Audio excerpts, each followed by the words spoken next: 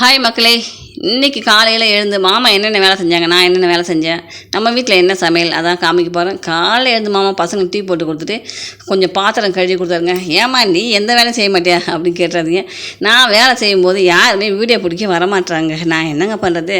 இன்றைக்கி என்ன சமையல் பார்த்தீங்கன்னா, மாமா வந்து மீன் வாங்கி வந்து கொடுத்தாரு. மீன் குழம்பு வைக்க போகிறேன். அதுக்குள்ளே மாமா பாருங்கள் கொஞ்சம் பாத்திரம் கழுவி கொடுத்து குளிக்க வந்துட்டார். குளிக்க வரும்போது துணியும் துவைச்சி போட்டார். பசங்க வீட்டுக்கு போடுற ட்ரெஸ் மட்டும் தாங்க துவைப்பார்.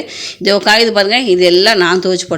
பசங்க வந்து யூனிஃபார்மு ஜெட்டி இதெல்லாம் வந்து அவர் துவைக்க மாட்டார். நல்லா துவைக்க மாட்டார். துவைப்பார், நல்லா துவைக்க மாட்டார். அதனால் அதெல்லாம் அவர் கொடுக்க மாட்டேன்.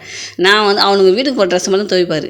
அதுக்குள்ளே நான் மீன்லாம் கழுவிட்டு பாருங்கள் குழம்புக்கு வந்து வெங்காயம் தக்காளி எல்லாம் வதக்க ஆரம்பிச்சிட்டேன்.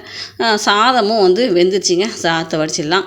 அதுக்குள்ளே அந்த மீன் குழம்புக்கு மாங்காய் போடலாம் அப்படின்னு சொல்லிட்டு நம்ம மரத்துலேயே வந்து மாங்காய் காய்ச்சிருக்கு. ஒட்டு மாங்காய் பாருங்கள் எவ்வளோ மாங்காய் இருக்குதுன்னு சொல்லிட்டு வருஷாந்திரமே காய்க்கும். போன வருஷம் அறுக்கவே இல்லை.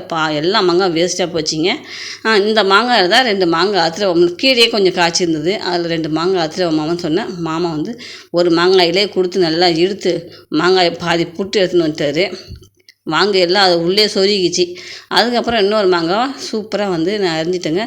பாருங்கள் உள்ளே வந்து கொட்டையே கிடையாது, பிஞ்சு மாங்காய். இன்னும் பெருசாக நம்ம மாங்காய் வந்து ஒரு மாங்காய் முக்கால் கிலோ சைஸ் வரும். நானும் வந்து அதை அரிஞ்சு கழுவி நம்ம மீன் குழம்புலாம் போட்டு சூப்பராக வந்து குழம்பு வச்சாச்சுங்க. மாங்காய் போட்டு வச்சாலே சொல்லவே வேணாம், டேஸ்ட்டு செம்ம சூப்பராக இருக்கும்.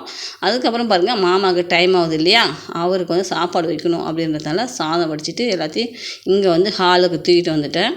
சமையல் கட்டில் அந்த அளவுக்கு வந்து வெளிச்சம் இல்லை, அதனால் இங்கே ஹாலுக்கு தூக்கின்னு வந்துடுவேன்.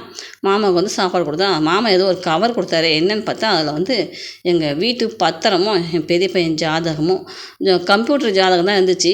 சரி எங்கள் மூத்தார்கிட்ட அவங்க அண்ணங்கிட்ட கொடுத்தாரு. அதை கொஞ்சம் எழுதுவாங்க இல்லையா, ஐயர் வச்சு எழுதுவாங்க இல்லையா, அதுக்கு வந்து கொடுத்தாங்க. அது வந்து என் சின்ன பையன் ஜாதகத்தை தொலைச்சிட்டாங்களாம்.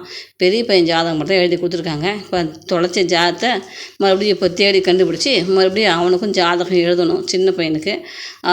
அவர் வந்து எதையுமே அவர் செய்ய மாட்டாருங்க. எங்கள் மாமா எல்லாத்துக்கும் மற்றவங்கள வந்து எதிர்பார்ப்பார். மற்றவங்கள்ட்ட கொடுக்கும்போது இப்படி தான் வந்து நம்ம முதலுக்கே மோசம் போயிடும். இப்போ அவன் ஜாதகம் தொலைஞ்சி போச்சு. இப்போ அந்த ஜாதகத்தை கண்டுபிடிக்க என்ன பண்ணுறதுன்னு தெரியலைங்க. அதுக்கப்புறம் பாருங்கள் காலை சாப்பாடு மதிய சாப்பாடு எல்லாமே வச்சுக்கிட்டு நானும் வந்து வேலைக்கு கிளம்பிட்டேன். மாமாவும் வேலைக்கு கிளம்பிட்டாரு. வீட்டில் சின்ன பையன் இருக்கான் இல்லையா, அவனுக்கு வந்து சின்ன பையன் பெரிய பையனும் இன்றைக்கி காலேஜ் போல் வீட்டில் தான் இருக்கான். அவனுக்கு வந்து சாதம் மீன் வறுத்துட்டு கொஞ்சம் குழம்பு சாதம் கொஞ்சம் மீன் தாங்க வறுத்தேன். எல்லாமே வச்சுட்டு நான்